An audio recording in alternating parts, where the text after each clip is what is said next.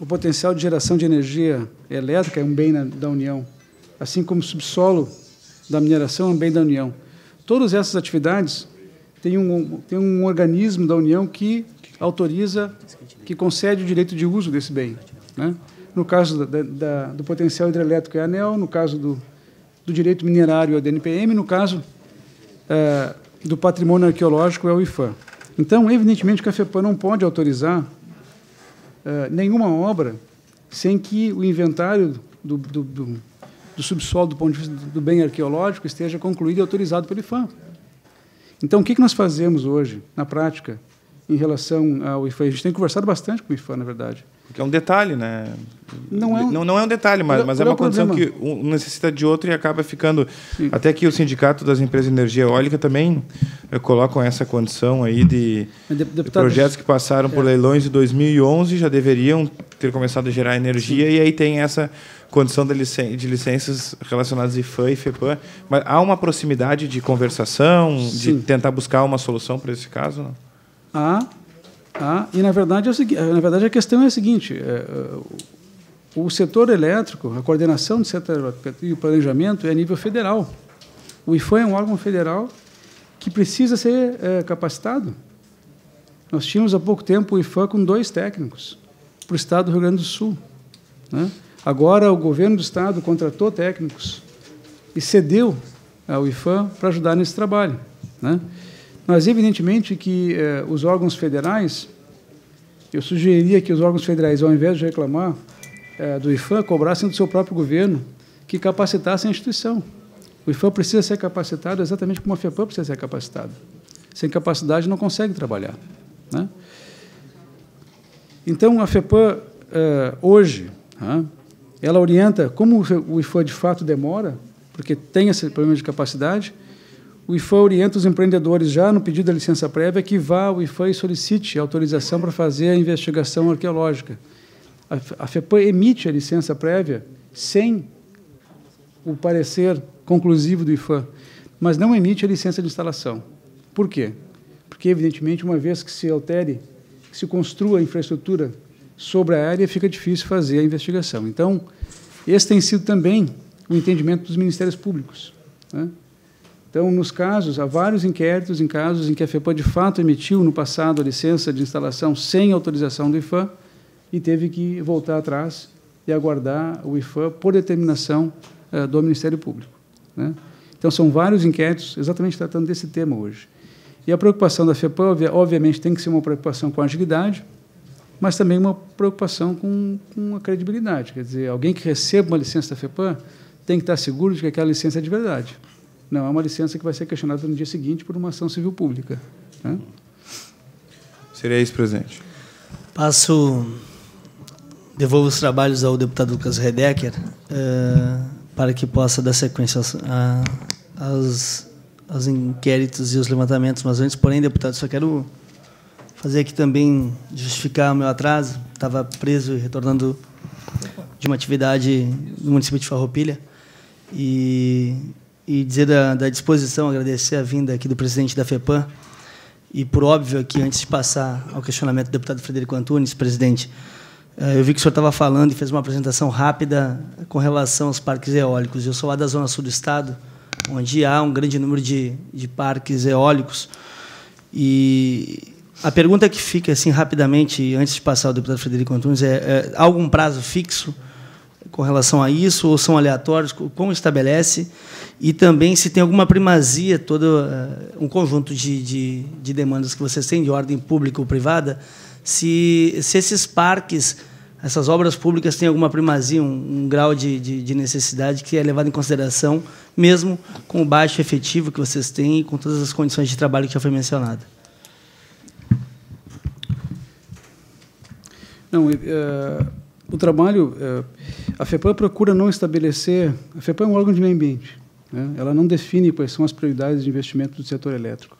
Então, nós procuramos estabelecer isso através do diálogo com o próprio setor e com os órgãos de governo que tratam disso. Então, evidentemente que aquelas grandes obras de interesse público, como as grandes linhas de transmissão, nós temos várias regiões do país, o Nordeste é um caso, em que se evoluiu bastante o licenciamento de parques eólicos e não há linha de transmissão. Aqui no Rio Grande do Sul nós não temos esse problema. Porque, apesar de não ser do controle da FEPAM, esses tempos de licenciamento, porque são concessões feitas em tempos diferentes para empreendedores diferentes, não tem como coordenar parque e linha de transmissão, nós tivemos o cuidado de dialogar com os órgãos do setor elétrico e garantir que as coisas andassem passo a passo, né? Então, fomos dando prioridade à medida que tínhamos uma visão do quadro como um todo. Então, a FEPAM procura trabalhar as suas prioridades de acordo com o interesse público, né? E com aquelas obras estruturantes que vão viabilizar as outras. Não adianta focar, não adianta colocar todos os recursos da FEPAM. Não adianta colocar todos os recursos da FEPAM para licenciar mais parques eólicos e deixar a linha de transmissão que entrou depois para trás. É preciso que essas coisas andem... mas nós só fazemos isso porque nós conversamos com o setor elétrico, né? Porque senão essas coisas acabariam saindo em tempos desconexos, né? Perfeito. Então, eu vou de imediato ao nosso relator que está inscrito, passar para fazer as perguntas e posterior o deputado Frederico Antunes. Obrigado, presidente. Eu vi que o senhor estava falando que é importante esse constante diálogo com o setor. Nesses diálogos aqui, eles não mencionam também a necessidade, já falando também, voltando a falar dos parques eólicos, a necessidade da base. Hoje havia um questionamento, a dificuldade que se tem, e que estava muito da argila, da areia, estava sendo extraída, estava indo de Pelotas. Tem um grande entrave, que é muito mais administrativo, de fato, também, com relação à área de Santa Vitória do Palmar, Taim, ali também no Hermenegildo, Chuí, e que abriu, num primeiro momento, aventou-se a possibilidade de buscar esse material no lado uruguaio. Como é que o senhor vê isso? Qual é o indicativo? Há uma solução para esse impasse? E talvez, eu acho que o senhor mencionou aqui anteriormente que havia 2 licenças para o mesmo espaço. Eu acredito que, em virtude de tudo que está acontecendo lá, é muito provável que seja nessas imediações. E um outro questionamento que eu gostaria de fazer para o senhor, até desde maio o senhor está à frente da FEPAM, e o senhor considera todo o ordenamento ambiental do Estado do Rio Grande do Sul de ponta. Se o senhor tivesse que fazer alguma adequação, se o senhor tivesse que fazer uma avaliação, uma pontuação, uma certa alteração, aonde, como, que pudesse dar celeridade, para além da questão técnica que já foi mencionada e também a questão de mão de obra humana. Bom, eu diria, a única coisa que não tem solução, na verdade, é quando uma obra é declarada inviável, né? E quando é que acontece isso nos parques eólicos? Quando o parque eólico é proposto, por exemplo, numa área de reprodução de aves. É a maior incompatibilidade possível entre um parque eólico e o ambiente onde ele está sendo proposto para ser inserido. Isso acontece, né? Já aconteceu. O resto tudo tem solução. Evidente que quanto mais complicada é a solução proposta, como nesse caso de buscar areia em outro país, aí passa por um trâmite burocrático enorme, mais vai demorar, né? Mas tudo tem solução, né? E muitas das coisas que acontecem dentro do licenciamento são soluções mal pensadas, eu diria. Na verdade, a gente acaba tendo que... aí eu vou dizer para vocês uma coisa sobre licenciamento, não só do setor elétrico, mas em todos os licenciamentos. É muito raro um indeferimento de licença. Mas é muito raro também um projeto que saia do licenciamento como entrou. Sempre tem adequação. Mas por que tu está fazendo isso aqui? Então, nós tivemos um processo de licenciamento que precisava entrar no leilão, ou seja, estava correndo quanto tempo, e pediu uma licença para 15 mil hectares. Pegava metade do município. E para fazer estudo sobre 15 mil hectares, demora 1 ano para fazer isso, nessa área toda. E nós perguntamos para o empreendedor, por que tu quer 15 mil hectares? Onde é que está o teu parque eólico? Não, o parque eólico está aqui. Era muito menor. E por que está pedindo 15 mil? Pois é. Então, assim, aí muda, faz, a situação fica mais simples, mais clara, fica mais fácil licenciar e ele consegue entrar nas concessões. Então, assim, hoje o Rio Grande do Sul é o segundo país com mais projetos apresentados. Segundo estado. Segundo estado, desculpa. O Nordeste, depois... É a minha tendência separatista aqui, né? É o segundo estado com maior projetos, apesar de ser um dos da energia eólica no Rio Grande do Sul acontecendo num ambiente muito mais complexo do que na Bahia, por exemplo, né? o secretário de Meio Ambiente da Bahia, o Eugênio, é gaúcho, e era da equipe que trabalhava aqui quando nós criamos a Secretaria do Meio Ambiente. Então, eu ligo para ele, vem cá, está todo mundo reclamando que na Bahia é mais rápido. O que vocês estão fazendo aí? Né? E ele diz, não, a diferença basicamente é o ambiente. Né? Nós não temos a complexidade, nós temos... Os parques eólicos, basicamente, estão se instalando na costa, numa região onde nós temos várias unidades de conservação federais, né? Num ambiente onde nós temos mais propostas de construção de unidades de conservação, um ambiente absolutamente vigiado, vigiado porque merece ser vigiado pelos nossos ministérios públicos, federal e estadual. Então, ali a coisa tem que ser feita com cuidado, como sempre tem que ser feita, na verdade. Né? E é assim que a FEPAM está tentando trabalhar, porque é aquilo que eu falei antes, não adianta fazer rápido, mais rápido do que o razoável, e depois ser questionado dentro de uma ação civil pública. E nós temos parques eólicos sendo questionados pelo Ministério Público lá na região. A grande dificuldade que está tendo lá hoje é a questão da matéria-prima para a edificação, porque já vencida essa questão das aves migratórias, geograficamente adequado e tal, e isso é o relato que se tem, e que a gente ouviu aqui também de algumas instituições, e também quem conhece lá, quem mora na região também tem vivido essa realidade. Eu vou lhe dar minha opinião, deputado. Eu acho que a areia não é... O pessoal está se enrolando na areia, mas, na verdade, a areia é o menor problema que um parque eólico possa ter. Eu acho que o pessoal está buscando a areia no lugar, talvez no lugar errado. Mas, do ponto de vista da FEPAM, a areia não é um problema. A gente licencia, nós temos aí o estado inteiro extraindo areia com licenciamento. Né? Não falta mais, nós resolvemos o problema do delta do Jacuí, pelo menos até fazer os estudos, mas a areia não seria o problema. Agora, no particular, a única coisa que eu posso lhe dizer é que nós temos conversado muito intensamente com a prefeitura lá em Santa Vitória sobre esse problema. No detalhe, eu não sei como é que está, mas não é um problema que está fora do contexto, do radar, né? Mas não deve ser um problema que impeça o andamento das obras, na minha opinião. Como é que o senhor compreende hoje a legislação ambiental no estado do Rio Grande do Sul, se tivesse que fazer uma adequação? Eu acho que eu diria o seguinte: nós temos muito mais. O problema não é a legislação, apesar da legislação ter seus problemas também, mas não é o problema hoje. O problema muito maior é, por um lado, aquelas instituições que investem em infraestrutura fazerem um planejamento que incorpore mais meio ambiente, isso vai tornar os licenciamentos muito mais simples, né? E, por outro lado, o que nós estamos tentando fazer, aí falo da FEPAM, que é ampliar a capacidade e as bases tecnológicas da Fundação. Melhor planejamento de um lado, mais capacidade do órgão ambiental do outro, eu acredito que esse tema licenciamento desaparece. Como tem que desaparecer? É um trabalho técnico, normal, um processo de autorização, né? E aí nós vamos tratar do que é essencial. Quais são as melhores alternativas de matriz energética e tudo mais. Nós estamos presos nesse debate do licenciamento do setor elétrico e órgãos de meio ambiente, são 2 décadas, né? E repito, lá no apagão de 2001, todo o esforço era a falta de licenciamento, falta de licenciamento. E aí nós licenciamos um conjunto enorme de gasodutos, térmicas e tudo mais para combater o apagão que nunca foram construídos. Então, eu diria que, do ponto de vista mais estrutural, sempre foi licenciado mais do que necessário, na verdade. Não foi o contrário. Apesar de ter problemas, de fato, quando o número de atividades é muito maior, como eu falei antes do caso das PCHs. Aí a falta de capacidade da FEPAM aparece mais. Mas aí a escala de geração é muito menor.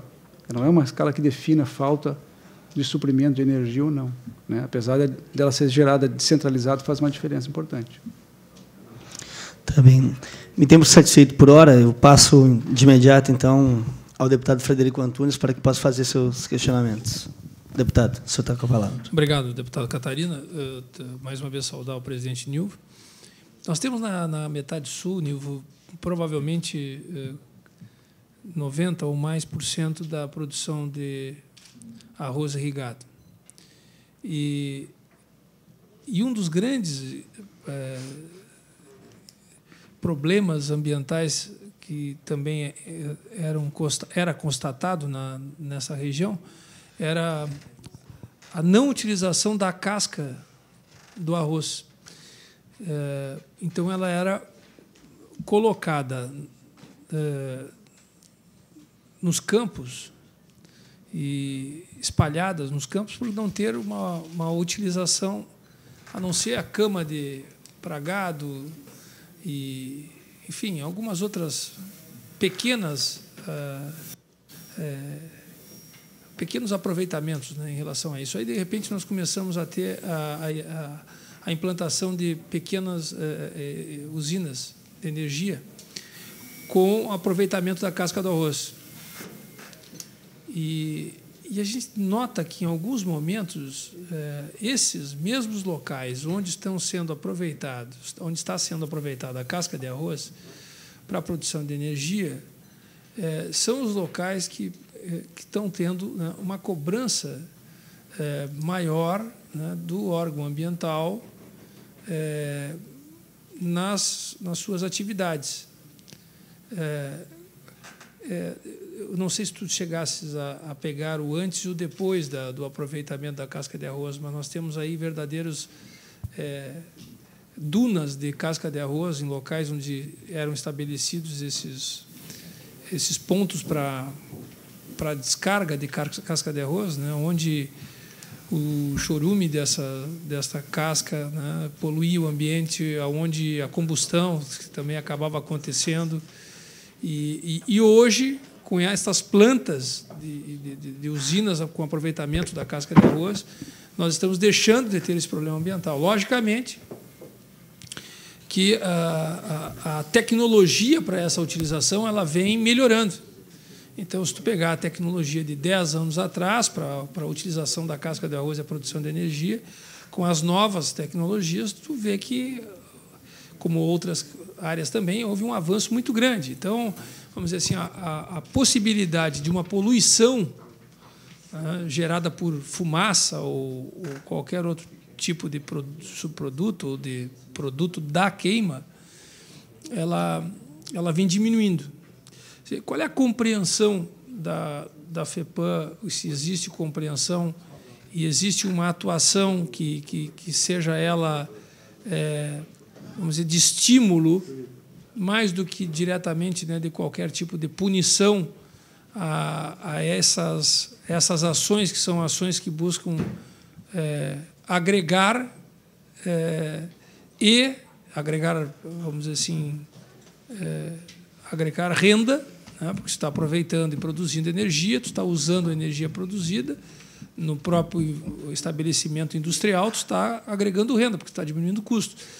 E quando, na maioria das vezes, além de diminuir custos e agregar na renda, você está vendendo a energia também, né, para o sistema que está interligado. Então, você também está conseguindo diminuir o custo da produção. E, logicamente, as adaptações tecnológicas elas estão vindo. Então, enquanto isto não está totalmente resolvido, nos parece que o benefício gerado por estas atividades, essas plantas, ele tem sido maior do que qualquer desequilíbrio ambiental que possa estar surgindo. Então, a primeira pergunta é em relação a esta fase, vamos dizer, da produção de energia via casca de arroz. E, segundo, se já existe alguma consulta também para, nessas plantas, o aproveitamento de parte do material das plantas de florestamento, né? Eu estava conversando aqui agora com o vereador Antenor, e ele disse que é uma ideia de também aproveitar nessas plantas, né, galhos e tocos e restos, né, vamos dizer assim, da poda ou da colheita, né, das plantas de eucalipto, né, que estão se instalando. Então, não sei se já tem alguma consulta em relação a isso.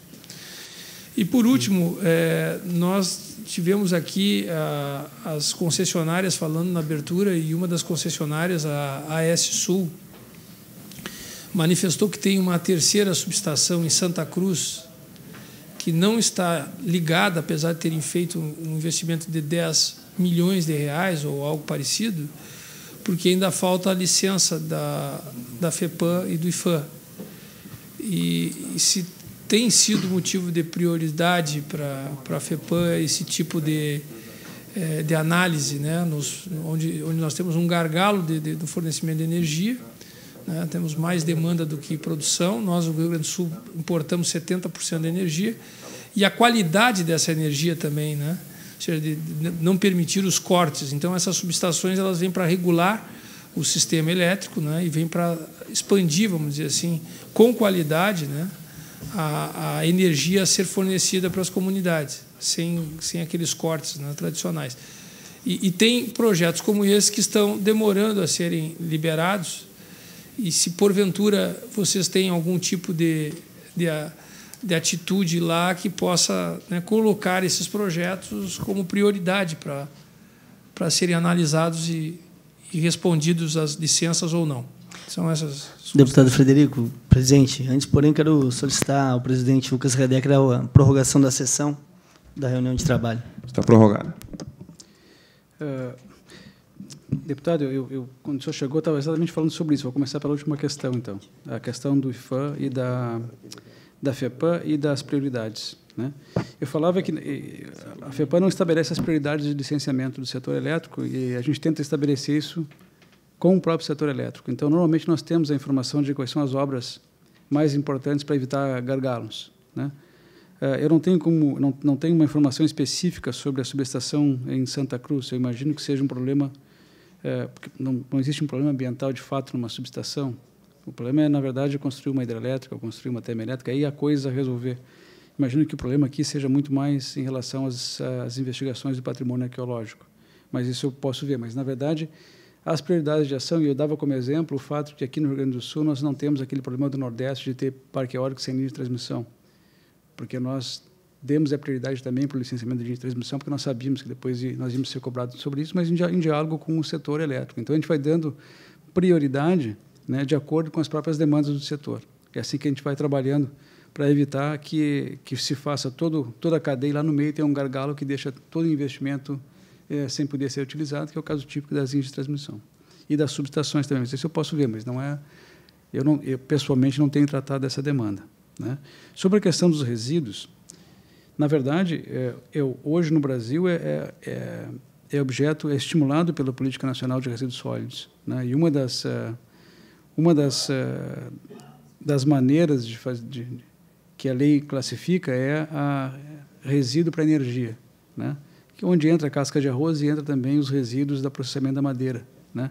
Nós já temos na FEPAM as duas coisas licenciadas, tanto a utilização de casca de arroz para geração de energia e também depois como subproduto de produção de sílica, né, quanto de florestamento, que tem aumentado, na verdade. Nós acabamos de licenciar uma térmica lá nos campos de cima da serra, que vai gerar energia totalmente baseado em queima de resíduos de madeira do processamento, para móveis, para diferentes finalidades, né?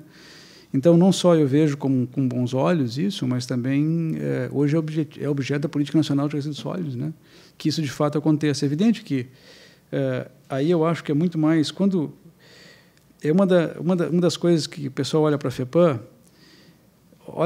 e cobra a coerência mais do ponto de vista de política pública, porque eu concordo, essas atividades têm que ser estimuladas, mas a FEPAM não é quem fomenta o setor de geração de energia. A FEPAM dialoga com isso. E aí, para que essas coisas aconteçam, é necessário mais coordenação, não só dentro do governo do Estado, mas principalmente com o governo federal, né?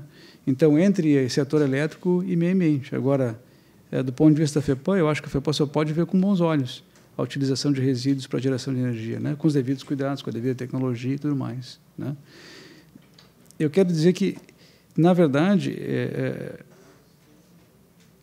isso vale para todo o licenciamento. Uma coisa que nós estamos tentando estabelecer, por exemplo, só para dar um exemplo, que isso pode acontecer em várias áreas. Nós estamos estabelecendo isso hoje na FEPAM, na área da indústria, né? Aqueles empreendedores que não têm multas e que não têm pendência junto ao Ministério Público estão tendo a sua licença renovada mais rapidamente. Isso significa dizer o seguinte: os órgãos ambientais, já existem outras experiências no Brasil, tem que premiar, não é só punir aquele que faz errado, mas também premiar aquele que tem um bom desempenho, que estabelecer um sistema de gestão, que busca reaproveitar seu resíduo e tudo mais. Então, assim, nós estamos começando a fazer isso, mas a FEPAM certamente vai ter que avançar bastante nisso também, né? E essa questão é a questão dos critérios. Então, vamos punir quem faz errado, mas também vamos começar a estimular as coisas positivas e valorizar. Na indústria, a gente está tentando fazer isso hoje já, né, nas renovações de licença. Agora, já que tocasse em resíduos sólidos, nós temos um grande gargalo também, que é os aterros sanitários e a coleta e o tratamento de resíduos sólidos dos municípios, né?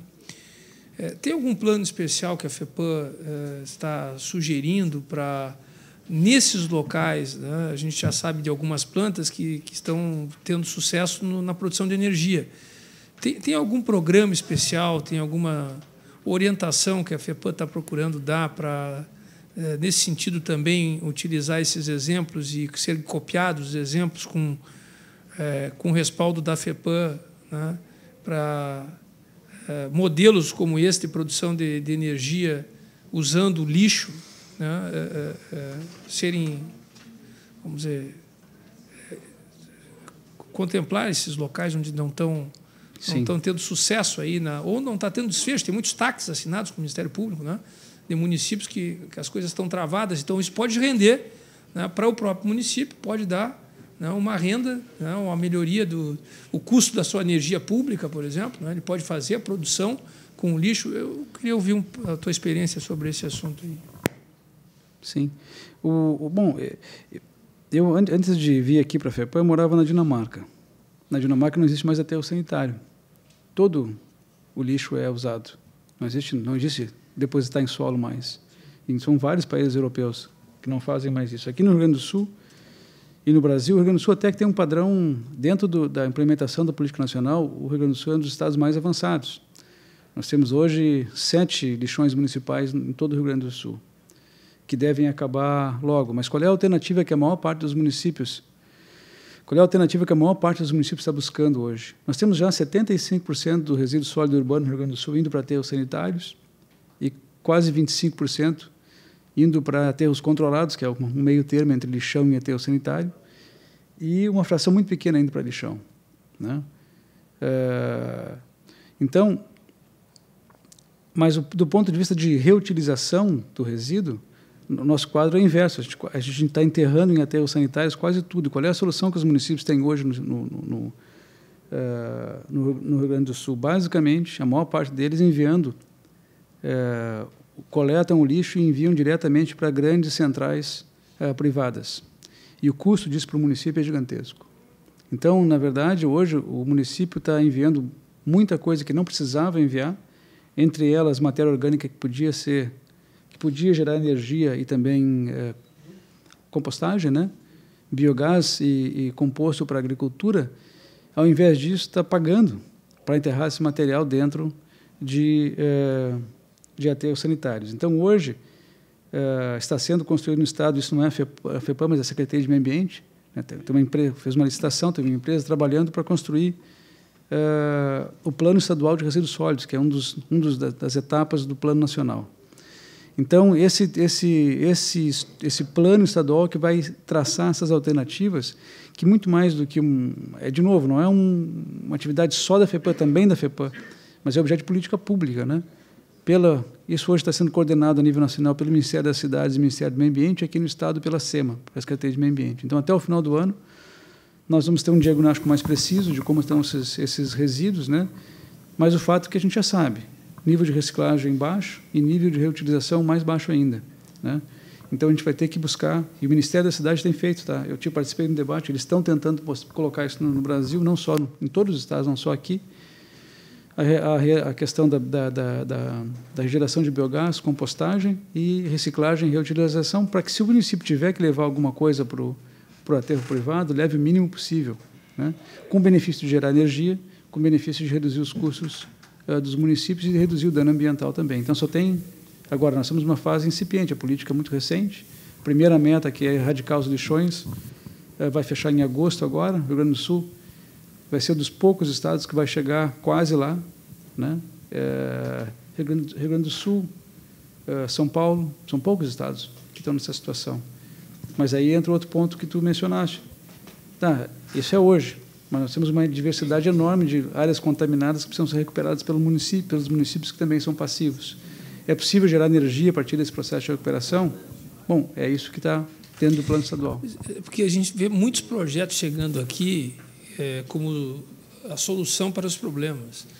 A gente não sabe até que ponto esses projetos, né, eles são, vamos dizer assim, eficazes, né, e são produtivos em termos do rendimento que eles podem gerar, né? Então, eu estou falando isso porque vocês têm várias atribuições, a FEPAM está sobrecarregada aí não é de hoje, né, de tarefas, mas se junto com a Caixa RS, junto com outros órgãos, né, estou falando da Secretaria do Meio Ambiente, mas a FEPAM, ela pensar junto com os municípios uma ideia que seja um modelo mais próximo daquilo que vocês consideram, né, ambientalmente correto, né, sustentável, né, e apresentar para os municípios como uma forma deles saírem desse imbróglio que está sendo criado, né? Porque a maioria não está conseguindo executar aquilo que tem que ser executado, né? Para te achar um local, por exemplo, aterro sanitário, é mais ou menos como era no passado, não sei se é ainda, para te achar tu instalar um presídio no município. O município começa a empurrar para o outro, né? Um empurra para um, empurra aí os consórcios. Ah, mas vai ficar onde? Não, no meu não, vai ficar lá no outro. Né?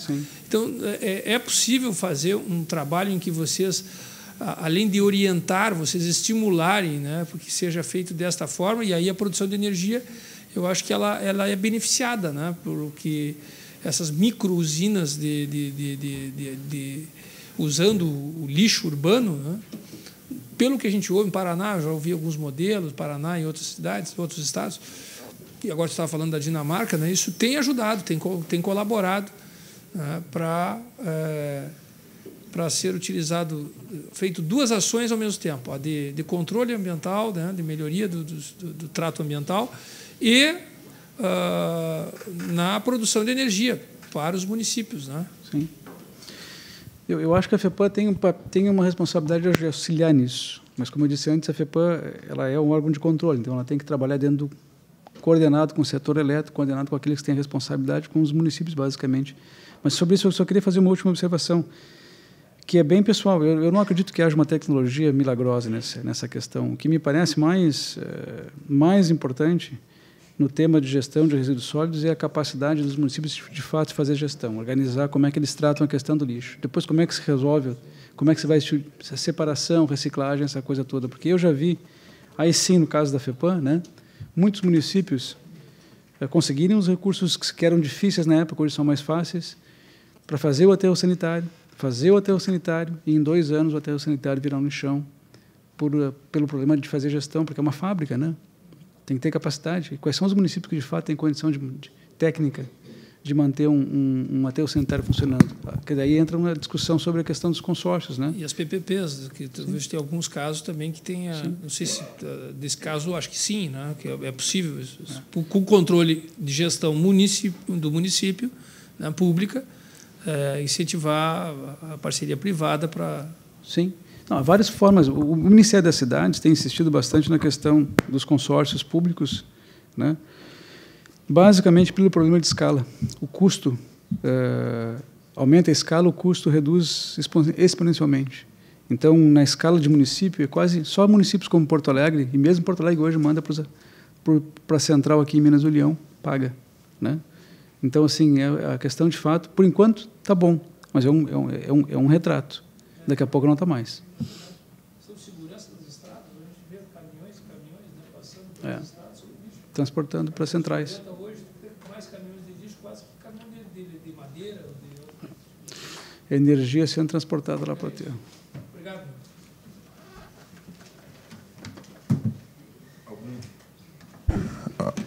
Algum deputado tem mais algum questionamento? Se não tem, eu agradeço a presença do diretor-presidente, senhor Nilvo Luiz Alves da Silva. Acredito que tenha sido bem produtiva, esclareceu as nossas dúvidas aqui. Obrigado pela presença, que é o diretor-presidente da Fundação Estadual de Proteção Ambiental.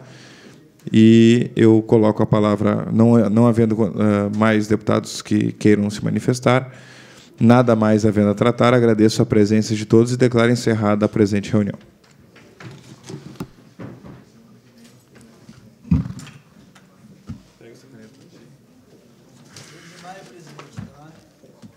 Fico até...